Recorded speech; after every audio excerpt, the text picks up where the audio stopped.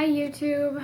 So today I am 14 DP IUI and I took a test and it was negative. So my IUI number 1 failed. So that's about that. There's nothing we can do about it. I am angry but not surprised. I took a test at 10 DP IUI and it was negative, and even though it was early, I just kind of took it and assumed it was right. So I've been expecting my period. I'm supposed to start tomorrow and I don't feel like I'm getting ready to start my period. I have a lot of pregnancy symptoms, and I think that's what pisses me off the most is that I don't feel like I normally do before I get ready to start my period, and that's just very frustrating to me. My symptoms, I've been jotting them down just because I don't want next cycle for me to be like, oh, I didn't have this last cycle, because I'm very forgetful, and I just feel like if I write them down, I'll be able to remember. Well, obviously, I'll be able to remember them better. So, this cycle, I've been having a lot of cramps. They've been a mix. Last night, I woke up at 4 o'clock in the morning, and I woke up to an extremely sharp pain in my uterus. And it's never happened before. I had a lot of little pinches, pulls, twinges, whatever you want to call them, this cycle. And I had them not just on one day. They happened to me multiple days. And then I've also had like period-like cramps, but they've gone now. The thing that really had me convinced I was pregnant this cycle was this is the first cycle I've been able to use OPKs. So, I've always relied on my temperature, my cervical fluid, and my BBT. No, I'm missing something there. And my cervical position, I'm sorry. So, I've always, at least for the last 2 years, I've been tracking all 3 of those things. And this cycle, what was different was my cervical position. My cervix, normally after ovulation, it gets really high, really soft and closed, which I think is normal for most of us. And I always measure it by like how far my knuckle like goes in, which is kind of gross for some people to talk about, but I'm so used to it now that that's just how I do it.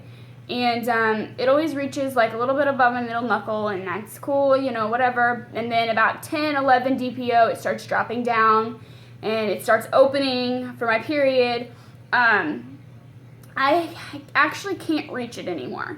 It's to the point of where about 3 days ago, I had to try my middle finger and I can barely reach it, but my cervix is so swollen that I can't find the opening. Like I can feel like there's like a little like dent in it, but I can't exactly feel the opening. It's so swollen around it.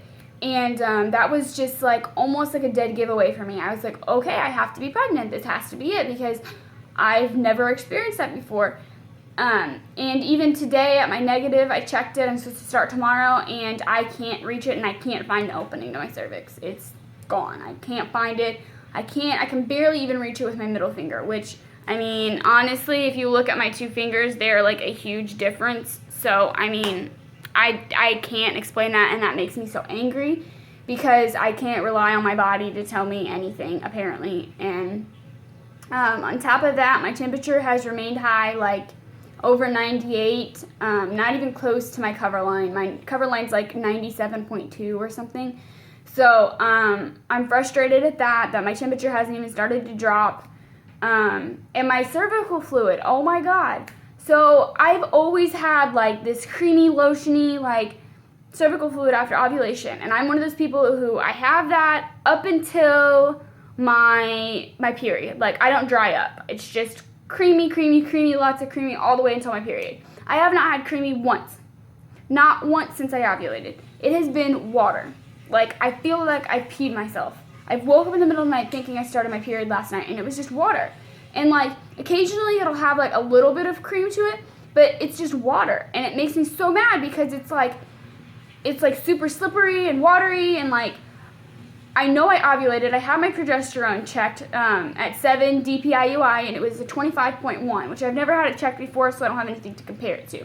But you know, there's just all these symptoms that are like, okay, you're pregnant, and then I take a test this morning, and it's like, no, you're not, just kidding. So with that, we have been discussing what to do next cycle. My RE wants to do 2 more IUIs with letrozole, and then he wants to do 3 IUIs with injectables, and then we move to IVF. But that would put me at 6 months from now, and it's March, so September would be my IVF if these failed. And it's about $1,000 per IUI cycle. That's including my, well, only reason, I guess probably not. I did a little bit more blood work this time, so it's probably about $500 for my IVF cycle, or my IUI cycle.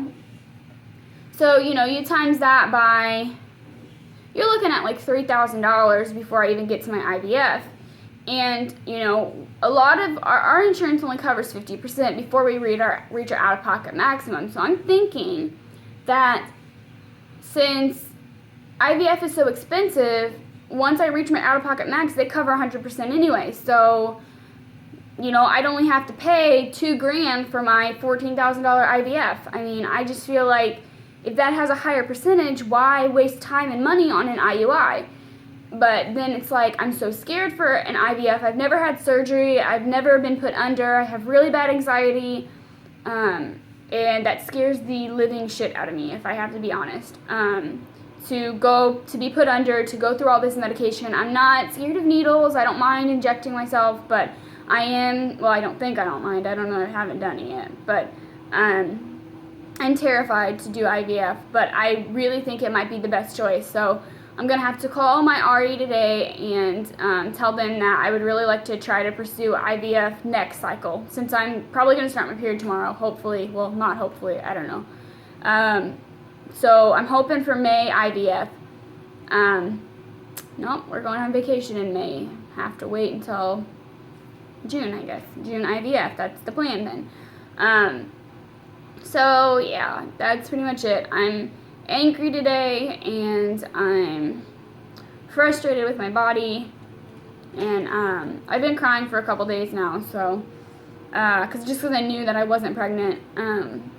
So I'm not really upset about it anymore. I'm kind of just pissed off, but anyway, I just wanted to give you guys an update that my IUI number 1 has failed, so on that. But I guess since I'm getting ready to start, I can't really jump to injectables or anything because I'm not prepared for it. So we're going to have to go ahead and go through another IUI. So I'll be doing IUI number 2 probably April 17th, 18th, something like that. So then it'll be back to me knowing around May 1st if we're pregnant or not on IUI number 2. So that's about that, I guess. So I think that's all my ranting that I have to do today. So thank you guys for watching.